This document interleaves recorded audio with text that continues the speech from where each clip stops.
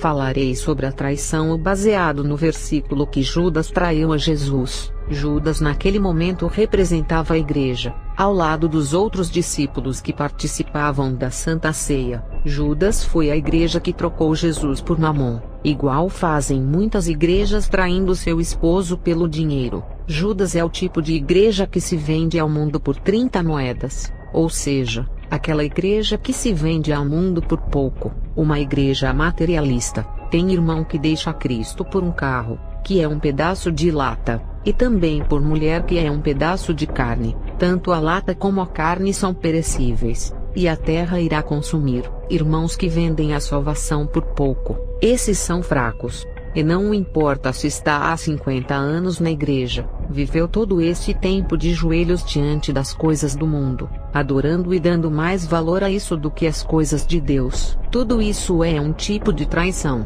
adultério espiritual, prostituição espiritual com o mundo. Jesus perdoou a traição de Judas, mas ele não quis se perdoar, e não se arrependeu igual a Pedro, e deixou o remorso levá-lo ao suicídio. Judas jogou fora a sua salvação. Ele não quis e escolheu o seu caminho, mas naquela ceia com o Mestre, Cristo, sabendo de sua traição, já tinha lhe perdoado antes dele o trair. Essa é a lei da graça e do amor. Tem irmãs que não perdoam a traição do seu esposo que lhe trocou por outra mulher, prefere ir para o inferno mas não libera o perdão. Irmã, o que está sentindo? Jesus sentiu ao ver um dos seus discípulos o trair. Ele sentiu a mesma dor que a irmã está sentindo. Judas naquela ceia com os demais representava a igreja, a noiva de Jesus, e não foi fácil ele ser traído pela sua noiva por muito pouco, apenas 30 moedas. Jesus perdoou, e você tem que perdoar. Irmãos também que foram trocados por outro,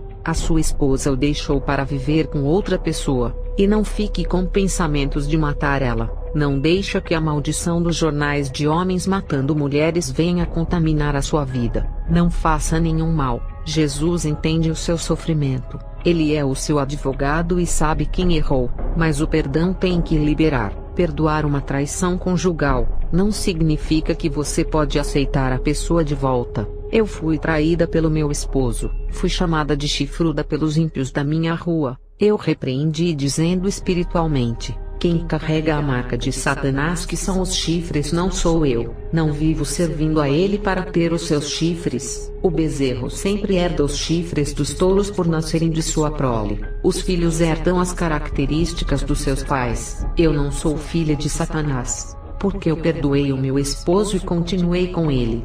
Eu poderia ter deixado, mas eu tive misericórdia de sua vida. Ele era cego e estava no mundo, e também se eu deixasse ele, a minha família iria se destruir. Ele sempre foi o cabeça da família na área de provedor e disciplinar os filhos para não cair no mundo das drogas e do tráfico. Mesmo não convertido, era um pai rígido que segurava os nossos filhos, alertava das amizades ruins. Enquanto eu fazia a missão, ele cuidava dos nossos filhos. Se eu deixasse, ele não poderia fazer a missão em paz, deixando os meus filhos sem pai e sem ninguém para olhar. Eu tenho amor à minha família e pensei em todas essas coisas, e Deus me revelou que tinha grande obra na vida dele. Tudo dependia dele. Pela fé, eu o enxergava ao meu lado fazendo a obra. Perdoar não significa aceitar de volta. No meu caso, foi uma escolha minha em particular. Na parte de aceitar ou não, somos livres para escolher. Teve uma irmã que foi traída pelo seu esposo que era crente,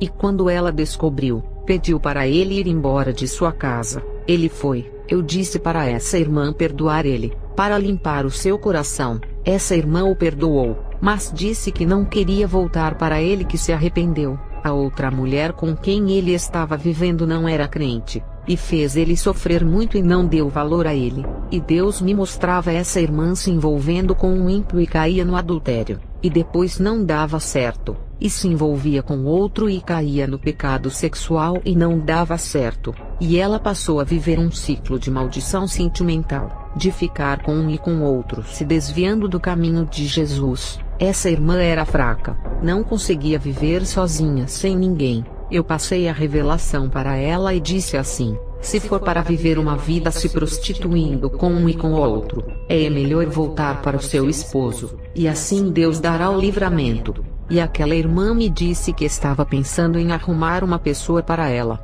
mas no fundo do seu coração, queria retornar para seu esposo, mas o orgulho não queria ceder porque ele havia traído a sua confiança. Ela o amava, mas estava ferida, e Deus queria curar ela dessa ferida se ela orasse. Essa irmã voltou para o seu esposo e teve um livramento, pois o diabo estava preparando um homem ímpio que iria fazer ela cair, e tirá-la do caminho da graça. Tem irmãos da igreja que são traídos pela pessoa que não esperava, irmãos que tomaram calotes, emprestaram dinheiro e não receberam, e desenvolveu um ódio contra o seu irmão. Não deixe que o amor ao dinheiro seja maior do que o amor ao próximo. Perdoe, irmãos que fizeram negócios com outros. O chamado eles fizeram um rolo, que é uma troca de bens ou algum material. Alguém saiu no prejuízo, e o irmão que foi prejudicado se afastou e ficou com mágoa no coração. Libere perdão, não jogue a sua salvação fora por coisas materiais. E tem aquele irmão que fez de tudo para uma pessoa,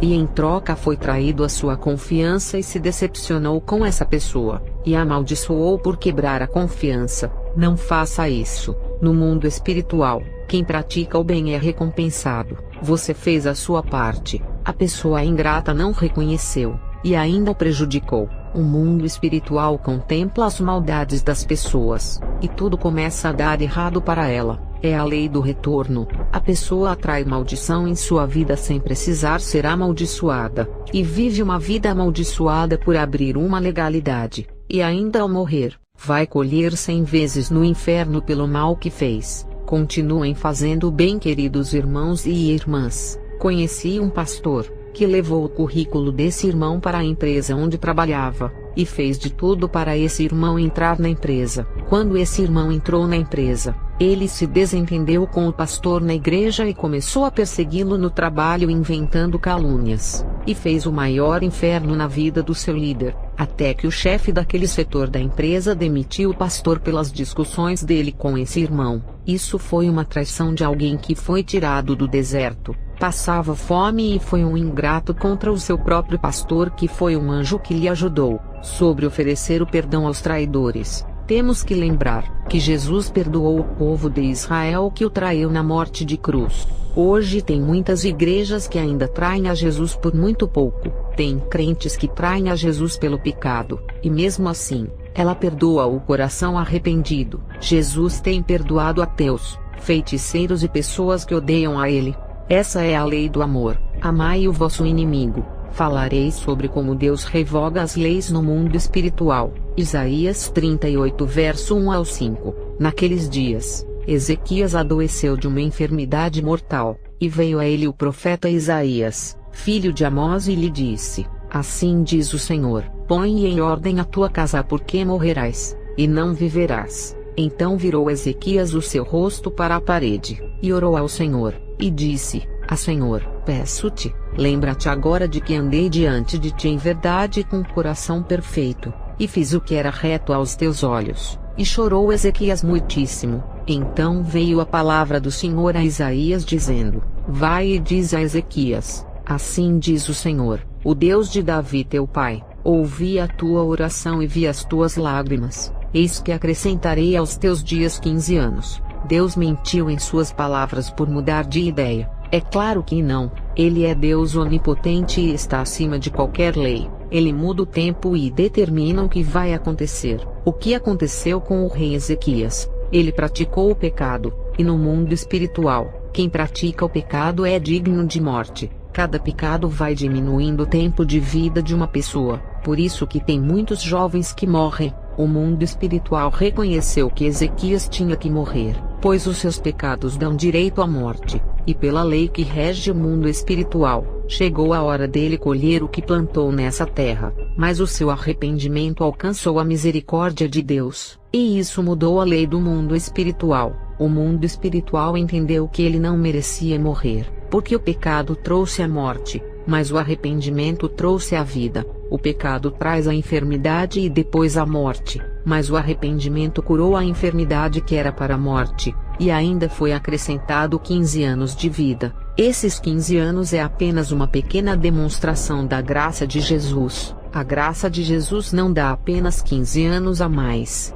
dá uma vida eterna, e o crente viverá para sempre. Ezequias teve 15 anos aqui na terra, mas ganhou muito mais ao se encontrar com Deus. Nos dias de hoje, Jesus pode aumentar a vida dos seus filhos pela sua graça, e fazer viver 80 ou mais anos, como pode ter pressa de levar os seus ainda na juventude, e aqueles que viveram poucos anos na terra, viverá eternamente no céu. Isso é graça. A graça aumenta os dias de vida na terra, e o pecado diminui o tempo de vida. A graça dá vida eterna, enquanto o pecado dá a morte eterna. O pecado irá fazer a pessoa morrer infinitamente no inferno. Eu conheci um jovem que o tempo de vida dele estava abreviado por causa do pecado. Ele iria morrer em 2 meses aos 16 anos. Ele se converteu, e hoje está com 30 anos. A graça revogou a lei de morte que o condenava a morrer na adolescência. Também conheci uma moça que Deus tinha uma grande obra em sua vida.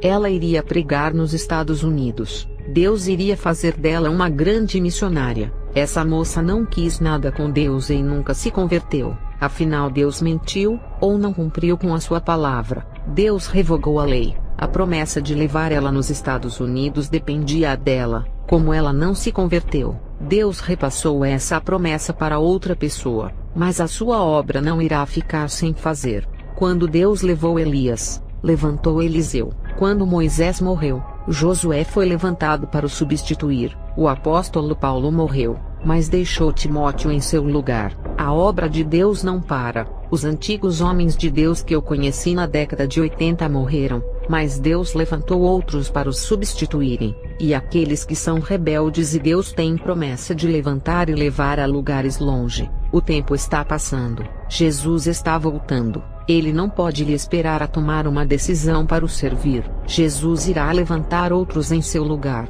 Ele vai revogar as promessas que falou em sua vida. Irá retirar as suas palavras. Um jovem crente de 19 anos que Deus queria levá-lo aos 4 cantos do mundo. Ele se envolveu em namoro, casou, fez várias faculdades e chegou ao doutorado em sua formação. Conseguiu bons trabalhos, teve muitos filhos e se envolveu no materialismo anos e anos até ficar idoso, cansado, e já tinha muitas propriedades em seu nome. Esse idoso de 78 anos ficou doente, e Deus me revelou toda a sua vida. Ele é arrependido dos seus pecados e por não se interessar em pregar nos 4 cantos do mundo. Todas aquelas coisas materiais lhe trouxeram enfado por trabalhar muito, e agora iria morrer sem curtir tudo aquilo que conquistou com seu suor. Tudo ficou para os seus filhos que irão usufruir em seu lugar. Esse idoso ajuntou tanto tesouro na terra, e esqueceu de ajuntar os tesouros no céu. Não estou sendo contra quem estuda para ter um bom emprego, para dar o melhor para a sua família. Estou falando que esse idoso teve muito tempo para fazer a obra de Deus, e se dedicou a vida inteira ao materialismo, e nada do espiritual que era em primeiro lugar. Ele arrependido se reconciliou, eu orei por ele, e dias depois faleceu. Ele foi salvo, mas não irá receber os galardões. Quem não trabalha para Deus, não pode receber também. E tem gente que fala, Deus não pode falhar em suas promessas. Eu disse assim, Deus não falha, mas os homens falham em não se colocarem na posição para o servir. Teve um irmão que disse, que Deus quando tem promessa irá cumprir de qualquer jeito. Ele é fiel. Eu disse a ele, Deus só cumpre, se a pessoa quiser. Existe o livre-arbítrio de escolha, e Deus pode sim revogar as suas promessas. Eu digo, ele pode voltar atrás naquilo que ele disse. Deus voltou atrás com o rei Ezequias, determinou a sua morte, e depois tirou a sentença e lhe acrescentou mais anos. Mas por que ele revogou? Porque Ezequias se colocou na posição que Deus queria. Se Deus tem promessa de usar alguém e levar em vários lugares do mundo, ele irá cumprir se a pessoa se colocar na posição. Jamais irá levar uma pessoa em pecado para usar nesses lugares. Ele não pode usar quem não abandona o pecado. E tem aquele louvor gospel, eu não morrerei, enquanto a promessa não se cumprir. Quem tem promessa de Deus, não morre não desiste não. E tenha fé, a fé de Abraão, um louvor mentiroso. Temos que ter cuidado com essas músicas gospel. Eu conheci muitos jovens que Deus tinha promessa de fazer deles grandes vasos de honra, pregadores da palavra nessa terra. Esses jovens morreram, uns assassinados, e outros de overdoses e acidentes de motos. As promessas de Deus não seguraram as suas vidas, porque eles escolheram o caminho da morte. Nada se cumpre se a pessoa não quer, não é por força e nem por violência, mas pelo Espírito. Tudo é pela graça e pelo amor. Temos o livre-arbítrio. O idoso que faleceu, Deus tinha promessa de levar ele aos quatro cantos do mundo e revogou as promessas. Ou seja, voltou atrás de suas palavras porque ele não quis. Conheci uma irmã idosa que hoje serve a Deus e faz culto nos lares, mas ela me disse que desde jovem, Deus havia prometido que levaria ela no Japão, na Austrália e outros países para pregar, mas ela desviou e ficou 18 anos afastada. E quando voltou, demorou 12 anos para se afirmar. Servia a Deus estando fraca na fé. Quando ela veio se despertar para fazer a obra, já tinha 71 anos. E Deus disse que não a levaria mais para pregar em outros países, porque não aguentaria o ritmo da viagem. E disse para ela fazer a obra dentro da sua cidade. Deus revogou a promessa dela pregar fora, para ela pregar em sua cidade. Segundo a Reis 1, verso 1 ao 4. Depois da morte do rei Acabe de Israel, o país de Moabe se revoltou contra Israel. O rei Acasias, que ficou no lugar de Acabe, caiu do terraço do alto do seu palácio em Samaria e ficou muito ferido. Então mandou que alguns mensageiros fossem consultar Baal-zebub, o deus da cidade filisteia de Ecrom, a fim de saber se ia sarar. Mas um anjo do Senhor mandou que Elias, o profeta de Tisbé, fosse encontrar-se com os mensageiros do rei Acasias e lhes perguntasse assim: por que vocês estão indo consultar Baal-zebub, o deus de Ecrom? Por acaso pensam que não há Deus em Israel? Digam ao rei que o Senhor Deus diz: você não vai sarar dos seus ferimentos, você vai morrer.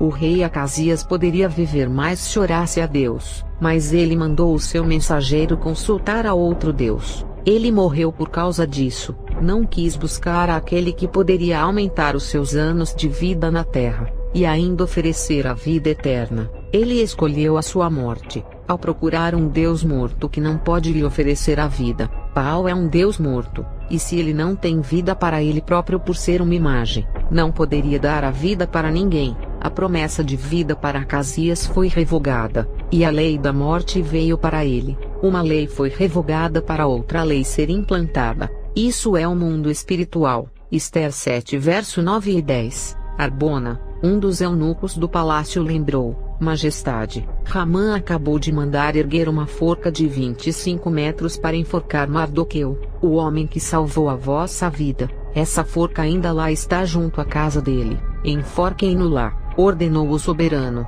Assim fizeram, e a ira do rei apaziguou-se. Isso é um exemplo que acontece no mundo espiritual. A lei de morte é revogada contra o justo, mas o ímpio que armou a cilada para matar o homem de Deus, é morto pela própria cilada. Eu já vi um homem querer matar um homem de Deus, queria traí-lo para a floresta e não conseguiu realizar os seus intentos. E outro homem amigo dele o chamou para a floresta e ali o assassinou. Provérbios 26 verso 27. Quem cava uma armadilha, nela acabará caindo. Quem rola uma pedra sobre os outros, será atropelado pelo retorno da mesma pedra que havia empurrado. Salmos 7 verso 15 e 16. Quem cava um buraco como armadilha, cai em fossa profunda que ele mesmo fez. Salmos 9 verso 15. Os povos caíram na cova que com astúcia abriram, no laço que ocultaram, seus pés se prenderam. E o pecado no mundo espiritual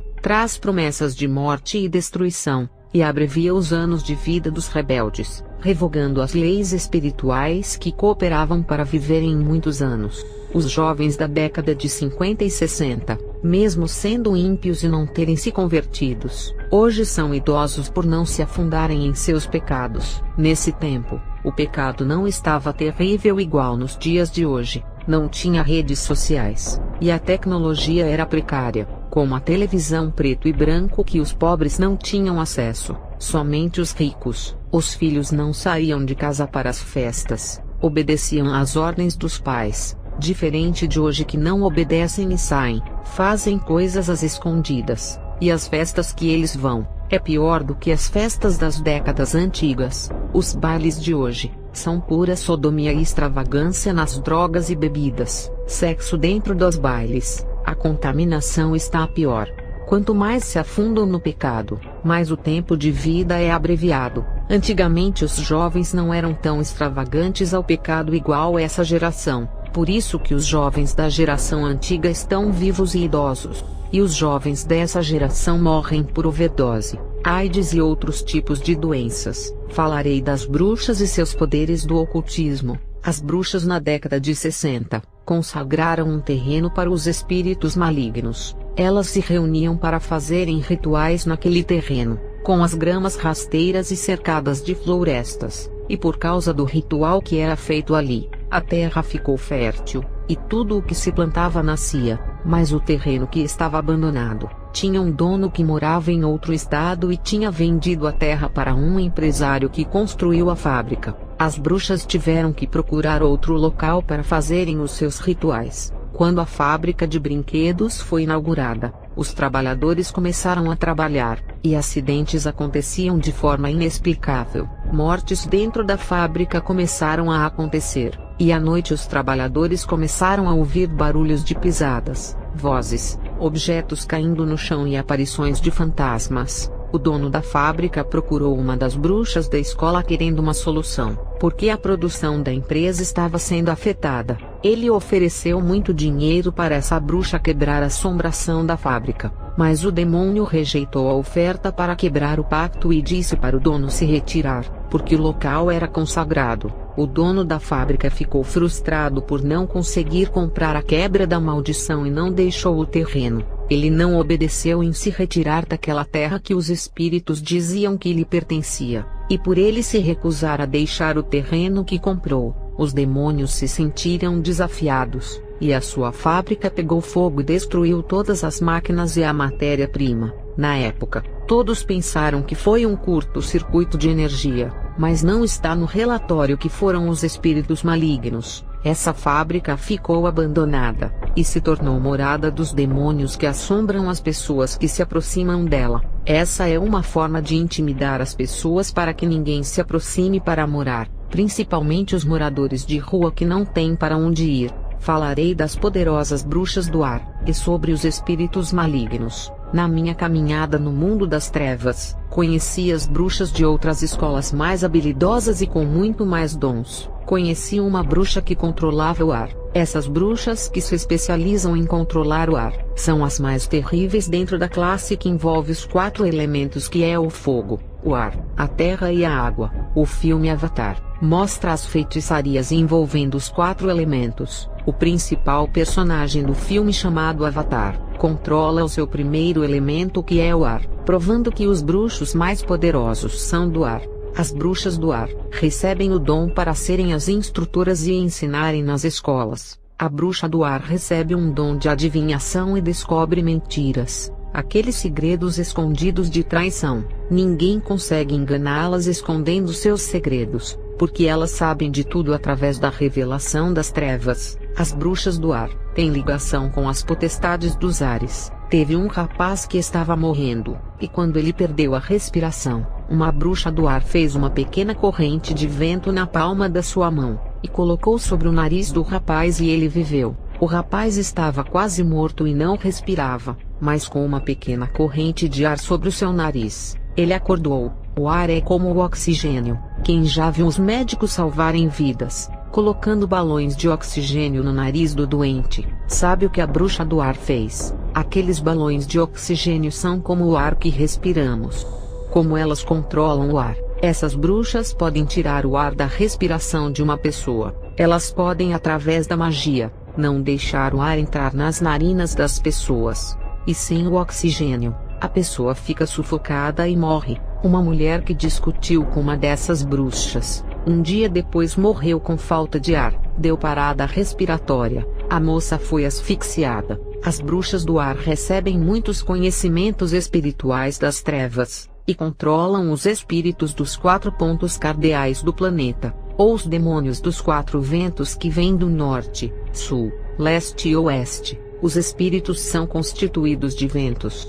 Essa foi minha experiência que tive na bruxaria. A presença deles apagam as velas e até fogueira, porque são como ventos. Os ventos podem lançar um objeto longe, e ninguém consegue enxergar essa corrente de ar. Os espíritos são as mesmas coisas de um vento. Eles são invisíveis, e podem lançar objetos para longe. Percebam o fenômeno Poltergeist, porque eles conseguem tocar em objetos mesmo sendo invisíveis, porque são como uma corrente de ar, que impulsiona qualquer objeto para longe. Se eles fossem invisíveis como apenas um vácuo sem ar, não existiriam, e seriam como um espaço inexistente no meio do nada. Se eles existem, é porque foram criados de alguma coisa, e as bruxas do vento conseguem manipular o ar atmosférico criando tempestades de areia, furacões, e podem fazer uma casa se destruir inteira com um vento forte criado. Pode fazer qualquer objeto voar e pessoas também. Elas podem voar, e manipular todos os pássaros controlando seus voos. Também derrubam helicópteros e aviões. É claro que dentro dessa classificação de bruxas do ar, existem níveis espirituais para se evoluírem dentro dessa área. Não são todas as bruxas que conseguem controlar um avião e navio de grande porte. As mais fracas conseguem controlar objetos pequenos os fazendo voar. Mas as bruxas mestras do ar, que já atingiram um alto nível, podem causar ondas gigantes do mar através do vento. Como os espíritos são feitos de ventos, essas bruxas conseguem manipular e controlar eles. Tem casos em que as bruxas prendem o espírito maligno dentro de uma garrafa, e quando visitam uma casa, soltam aquele vento da garrafa para trabalhar dentro do lar. É só destampar a garrafa que o demônio sai, porque quem domina o vento pode pegar o espírito como se fosse um brinquedo e carregar para qualquer lugar.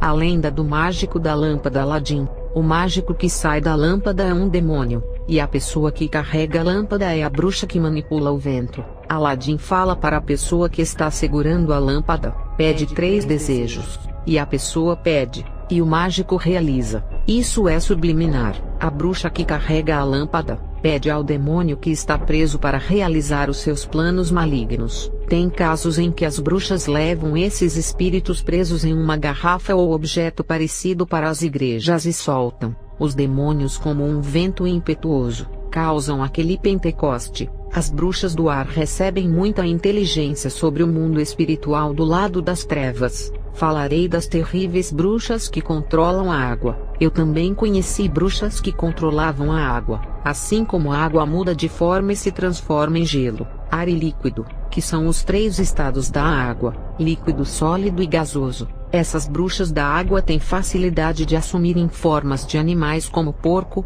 cobra, cavalo, jacaré e outros. Também assumem as formas das pessoas. Não importa se é morta ou viva, essas bruxas recebem o dom de controlar as emoções das pessoas. Assim como a água do mar pode estar em fúria ou tranquila, essas bruxas podem fazer uma pessoa tranquila ficar furiosa, ao ponto de assassinar uma pessoa. A vida sentimental é igual à água, que pode estar furiosa ou calma por envolver as emoções, e as bruxas da água conseguem controlar as vidas sentimentais, como unir casais e destruir eles também. Se as bruxas quiserem, conseguem fazer qualquer homem se apaixonar por elas lançando feitiços nos corações. Elas podem manipular as mentes das pessoas, e fazer elas obedecerem às suas ideias. As bruxas da água conseguem entrar dentro do subconsciente da pessoa, e colocar pensamentos malignos. Um crente sonhou tendo relações sexuais com uma mulher,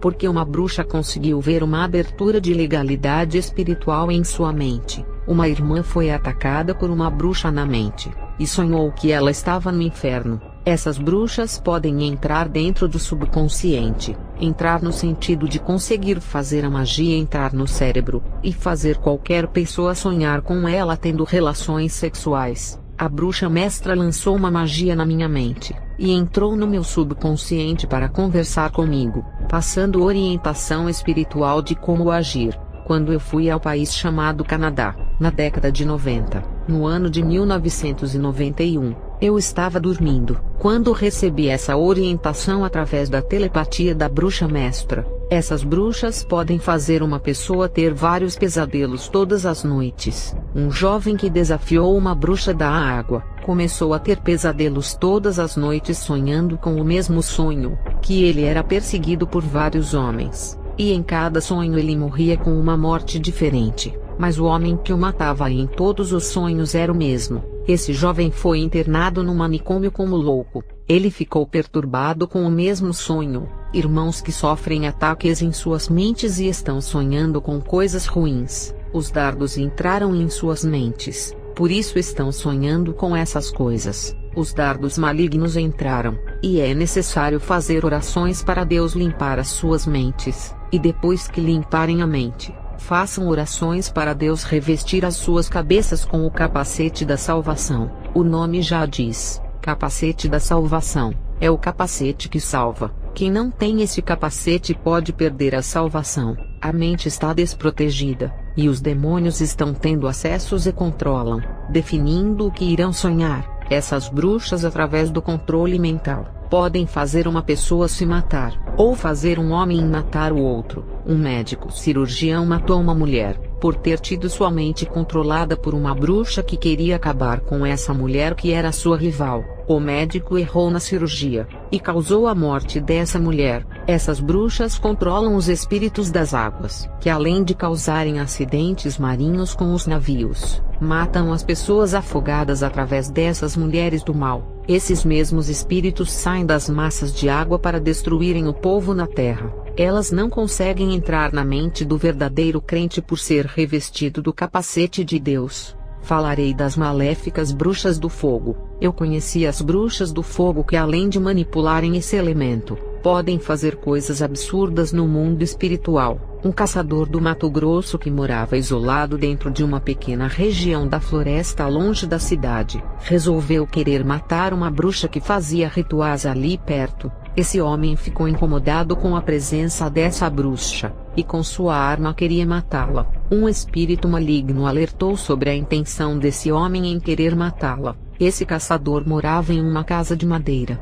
e essa bruxa do fogo, através da magia, incendiou a casa de madeira com o caçador dentro. Essas bruxas do fogo gostam de ficar na floresta e testar suas magias nas árvores. Só que o fogo mágico da magia não queima as árvores, mas quando vai em direção das pessoas que desafiam as bruxas, o fogo queima e mata. As bruxas têm autoridade no mundo espiritual. As bruxas que controlam o fogo trabalham na área de cura. Qualquer enfermidade que uma pessoa tem, essas bruxas podem curar através do fogo. O que o fogo faz com os materiais plásticos? Você consegue fechar o buraco de uma vasilha de plástico através do fogo, esquentando aquela parte que deseja fechar. O fogo derrete os metais. Se tem um buraco no ferro, através do fogo dá para derreter e soldar o ferro, e unem eles para formar uma ligação metálica formando um só metal.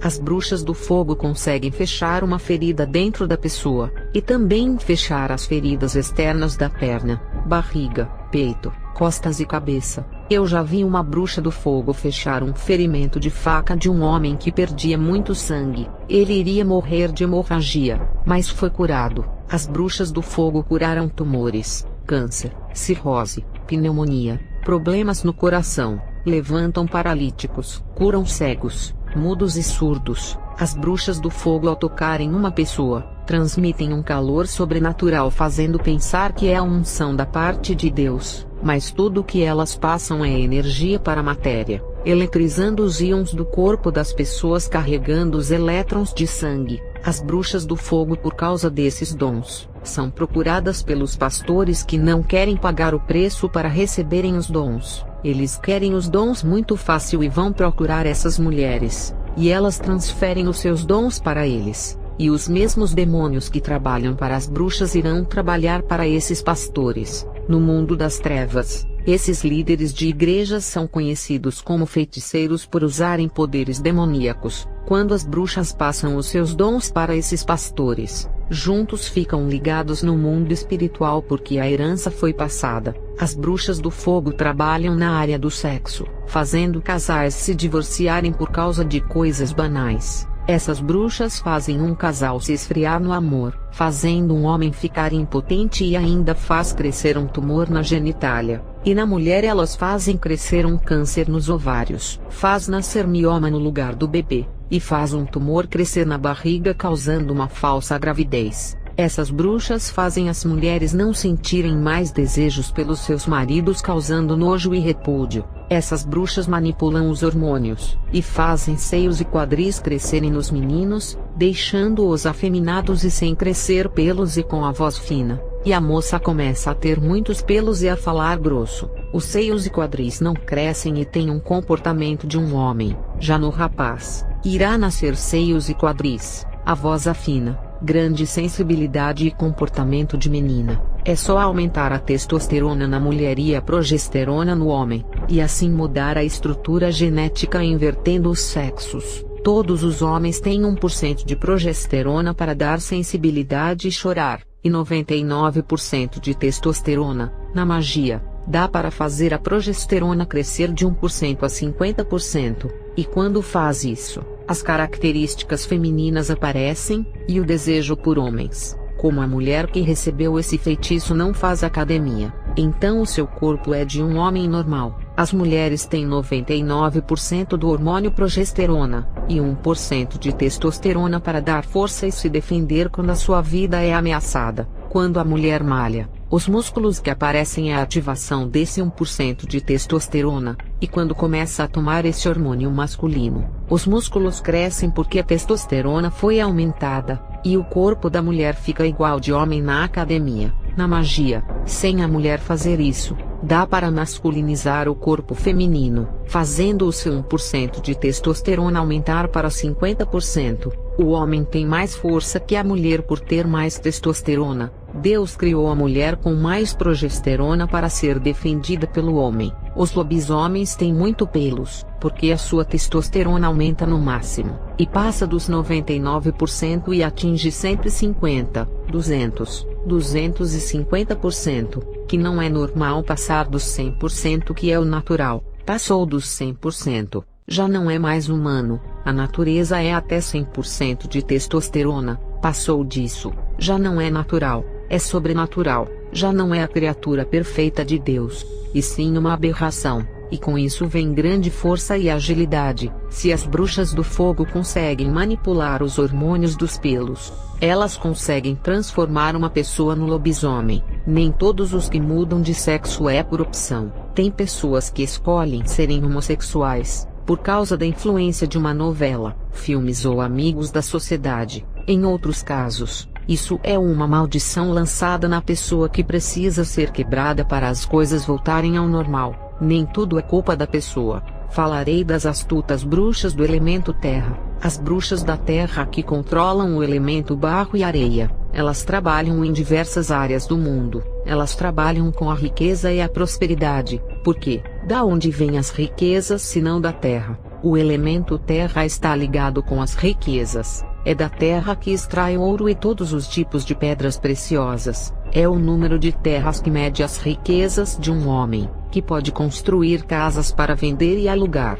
O carro que você compra foi feito de metais que são retirados da terra. O apartamento onde mora foi feito de bloco, cimentos, areia e ferros que são os elementos tirados da terra. O seu celular, as panelas e todas as coisas que estão dentro da sua casa, um dia já fizeram parte da terra. O dinheiro que está em sua mão é feito de árvore, que um dia foi uma semente enterrada na terra. Os alimentos que você come, arroz, feijão, frutas e legumes vieram da terra. A terra produz grandes safras de produções agrícolas que vão para os comércios e indústrias. Um homem de posse de terras pode transformar os seus terrenos em grandes plantações de frutas ou legumes, e construir grandes fazendas. Todas essas coisas lhe proporcionam dinheiro. É da terra que vem a riqueza e o sustento. Por isso que a feitiçaria chama de terra-mãe, por suprir a população mundial. Se uma pessoa quer se tornar uma celebridade, é só procurar uma bruxa da terra.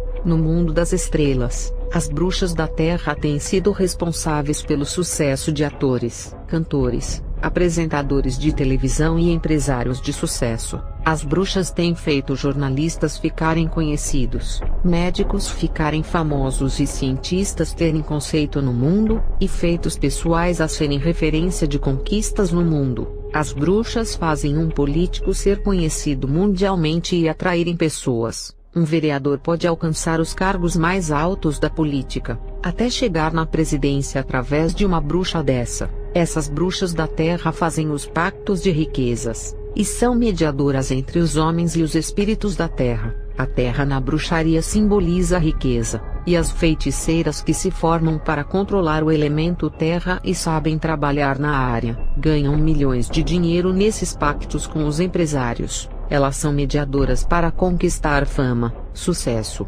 estrelismo e fortunas. Um crente procurou uma bruxa da terra e fez um pacto de riqueza. As coisas começaram a dar certo, e conseguiu entrar no canal de televisão dos Estados Unidos para fazer programas evangélicos. Esse crente era pobre e nem era conhecido, e hoje é uma celebridade gospel dos Estados Unidos, um pastor norte-americano muito rico, e sua igreja já era cheia de membros. Ele pregava prosperidade e cura, mas o problema é que ele não tinha nenhum dom, só tinha conhecimento para ensinar o povo dentro da sua linha de crenças. Esse pastor procurou a bruxa da terra não para pedir riquezas, porque ele já tinha demais. Esse pastor pediu o mesmo dom da bruxa do poder, para controlar o elemento terra para abençoar.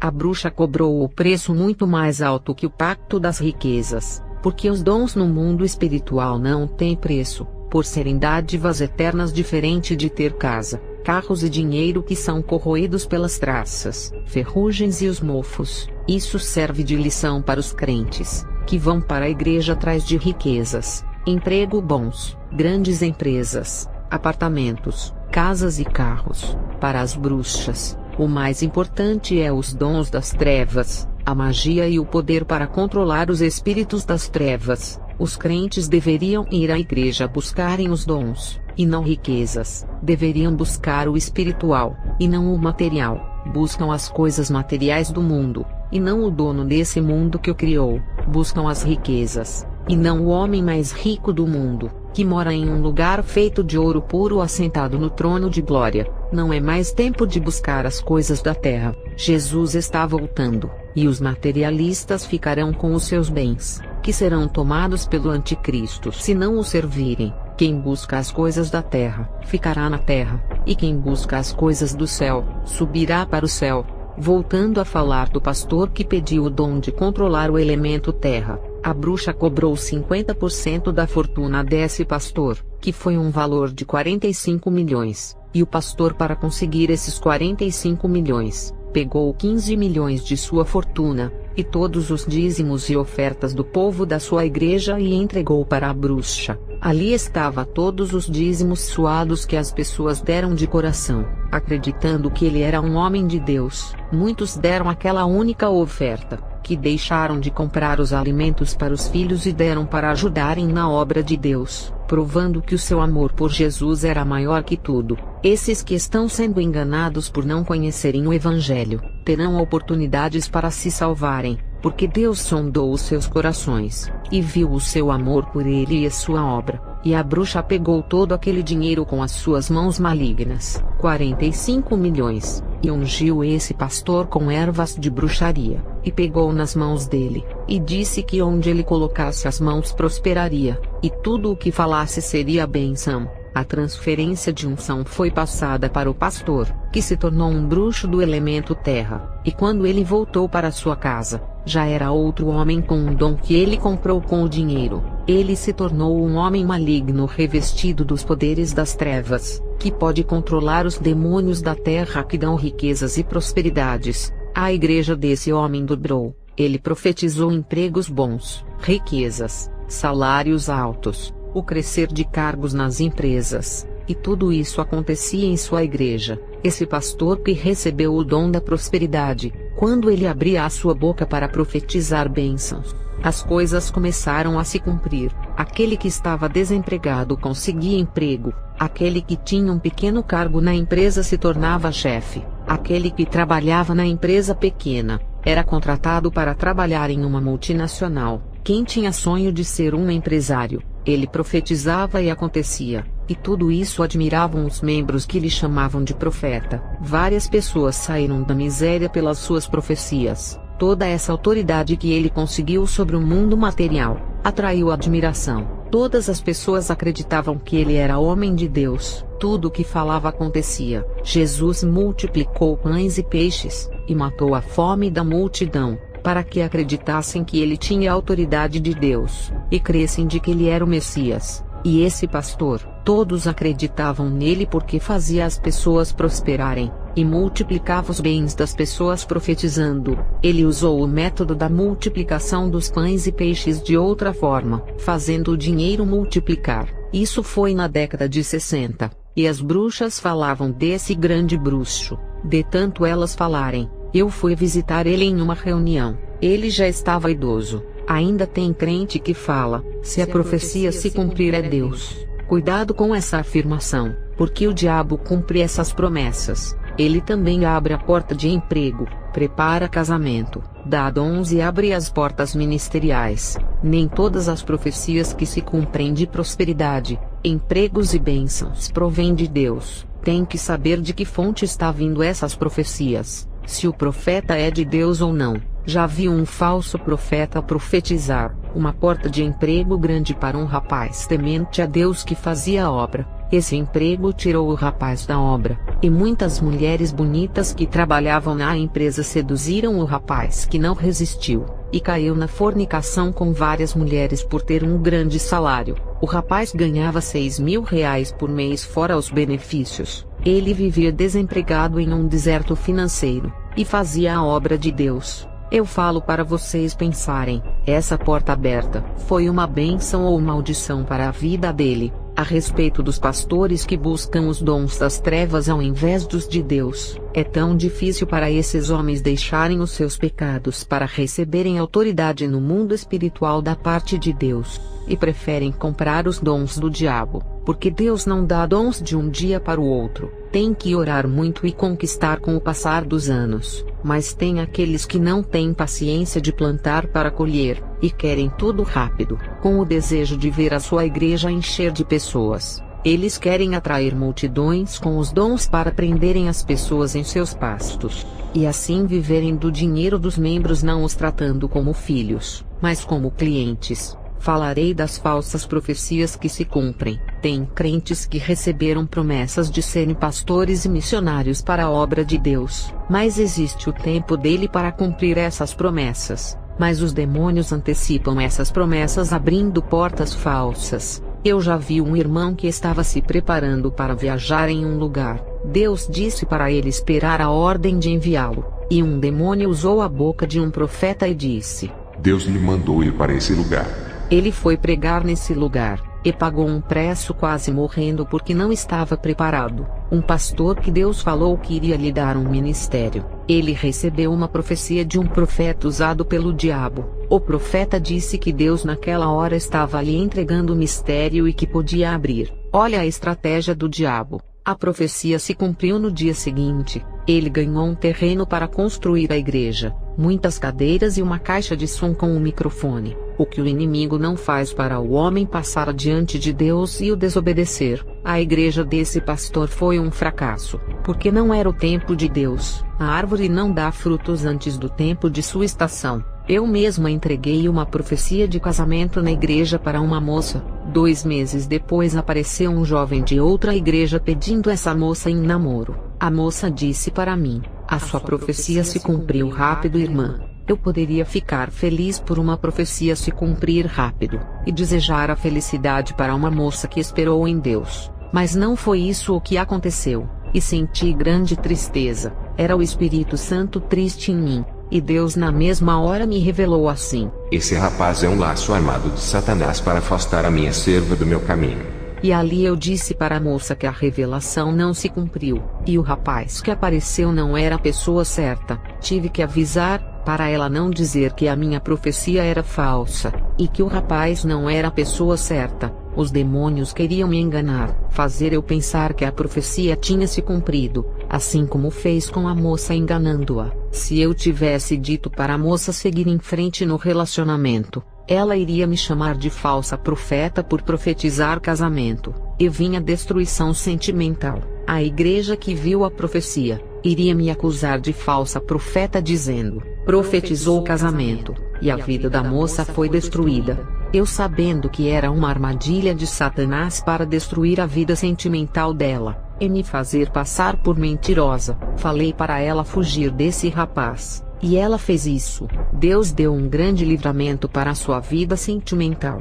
A jovem casou, a minha profecia se cumpriu, e hoje ela tem um homem de Deus que nunca brigou com ela e faz a obra. Falarei da minha experiência ao visitar os setores do Império de Satanás. O demônio me levou para conhecer o Império de Satanás na Terra no ano de 1991, quando o socialismo e o capitalismo dividiam o planeta em dois blocos ideológicos, e fui levada até a sede da ONU. Essas experiências que tive no ano de 1991, visitando os interiores desses animais, foram 12 horas conhecendo as estruturas e poderes dessas instituições, que controlam os ramos e lucram com eles. Quando visitei o Império de Satanás, ali eu já não tinha mais dúvidas de que o mundo estava sob os seus domínios. 1 João 5 verso 19, sabemos que somos de Deus, e que o mundo todo está sob o poder do maligno. O pecado deu força para Satanás para controlar o mundo,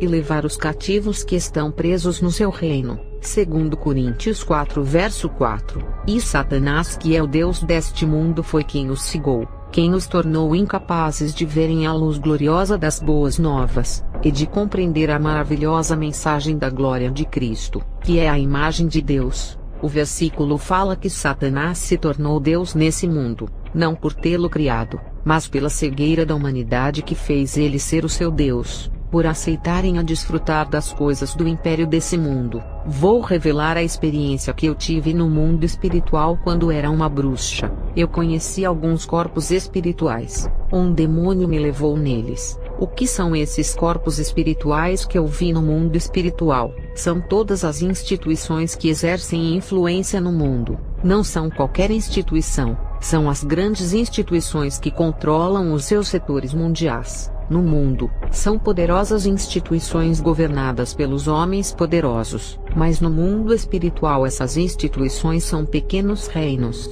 Cada pequeno reino desse, controla uma fatia do mundo. Satanás entregou cada parte do seu reino para os poderosos envolvidos com o ocultismo governar, em troca de trabalharem para o mundo das trevas. Esses homens recebem poderes de controlar uma parte do mundo. Essas grandes instituições que controlam uma parte do mundo são reinos no mundo espiritual, e que é simbolizado pelos animais que são corpos espirituais. O que são corpos espirituais? É tudo que tem cabeça, tronco e membros. Os corpos são reinos espirituais, independentemente de serem corpos de animais ou de pessoas. No mundo espiritual, a humanidade está dentro de um desses corpos. Não existe ninguém fora desses sistemas que controlam a humanidade. Um demônio apareceu a mim, e disse que iria revelar todos os impérios satânicos no mundo. Ele disse que todos os que adoram o Mestre, ele entrega uma parte do reino. Mateus 4,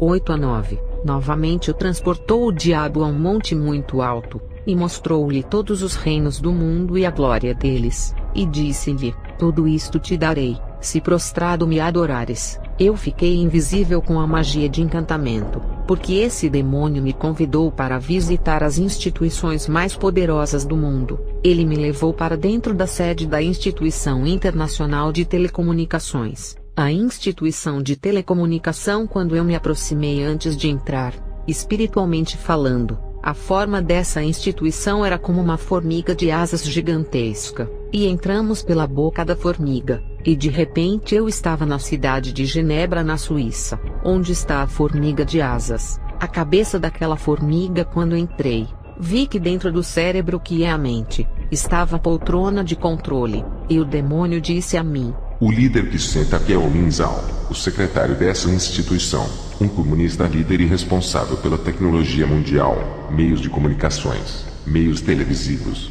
redes sociais e internet. O demônio disse: essa instituição está revolucionando a robótica, o marcador facial, que hoje sabemos que é o reconhecimento facial. O demônio me mostrou uma câmera, e me disse que era um monitoramento mundial, e me mostrou 2 olhos eletrônicos parecido com o robô do Big Brother. O significado desse robô do Big Brother são os olhos do anticristo vigiando o mundo inteiro. Teoria tirada do olho de Horus, o olho da pirâmide do Egito. A casa do Big Brother e a fazenda são vigiadas por essas câmeras. Isso é subliminar. Essas casas significam o mundo inteiro, e as câmeras são os olhos do anticristo. Nada consegue fugir dos seus olhos eletrônicos, que estão pelos 4 cantos do mundo. O demônio mandou eu tocar o meu polegar no aparelho. Hoje sei que é a biometria. Eu vi chips de celulares e outros chips eletrônicos que ainda não estavam na Terra. Eu vi ciborgues que são homens híbridos, parte humana e parte robô. Homens que perderam partes do corpo na guerra, e tiveram as partes substituídas pelos metais. Eu vi robôs sintéticos com esqueletos de ferro lá dentro do corpo da formiga gigante onde eu estava. Logo pensei no filme Exterminador do Futuro. E esses robôs vão ser usados em guerras por não se cansarem e não morrerem. E fiquei com pavor desses robôs dominarem a Terra e eliminarem a raça humana. Na verdade, os robôs já estão dominando carros, metrôs, computadores, tablets, celulares, drones, robôs em formas de animais. Os robôs vão dominar o mercado de trabalho. A criatura feita pelas mãos de Deus, sendo substituídas pelas criaturas feitas pelas mãos dos homens. Isso é a 4ª revolução industrial, que será a substituição dos humanos pelos robôs, que irá gerar o desemprego e a fome. Isso irá contribuir para a profecia do Cavaleiro Preto, que é o da fome. Todas essas coisas eu vi na instituição, e uma teia de aranha na forma de fios digitais. Eu vi a televisão preta e branca, que era uma caixa, e vi a sua evolução para a tela fina, a Smart TV.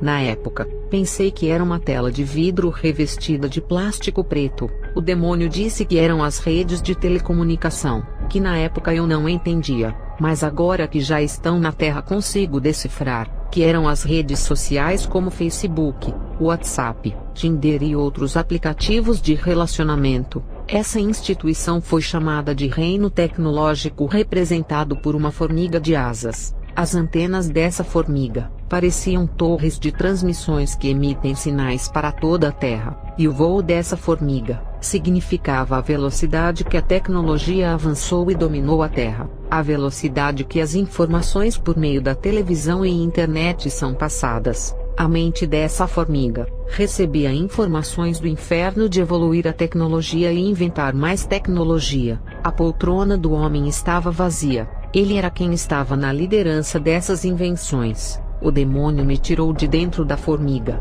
e me levou perto de um tubarão gigante nos ares que devorava todos os peixes. Devorar os peixes significava tirar o dinheiro da humanidade até o último centavo. Entramos pela boca do tubarão, e caminhamos até o cérebro de controle, e ali dentro da cabeça do tubarão, estava a poltrona do líder. Essa instituição controla as grandes empresas do mundo, e estava sendo representada por um tubarão espiritualmente. O tubarão é um animal feroz nas águas marinhas, que para manter o seu poder, tem que devorar os outros animais marinhos. Uma empresa para se tornar poderosa, tem que devorar os clientes das empresas rivais, e engolir todas as empresas pequenas. A função da instituição era fazer empobrecer os pequenos comerciantes. O demônio disse: Esse é o império da economia, da onde se controla todo o dinheiro.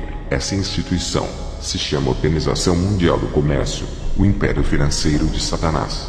Ali eu vi nomes de bancos, vi moedas e dinheiros de vários países, máquinas que produzem vários tipos de cédulas financeiras, e saímos de dentro do corpo do tubarão. Essa instituição tirava o dinheiro de alguns países, fazendo o dinheiro parar de circular, e acabava com as riquezas e economias de alguns países, e sem dinheiro ninguém comprava, e vinha a fome. Me lembrei do Cavaleiro Preto do Apocalipse. O demônio me levou para perto de um gafanhoto gigante, que abriu a sua boca e entramos para dentro dele, e na mente do gafanhoto, tinha uma cadeira de um líder que controlava aquele corpo do gafanhoto. O demônio disse: Esse reino é o da comida e bebidas que controla toda a agricultura, incluindo a terra e a água.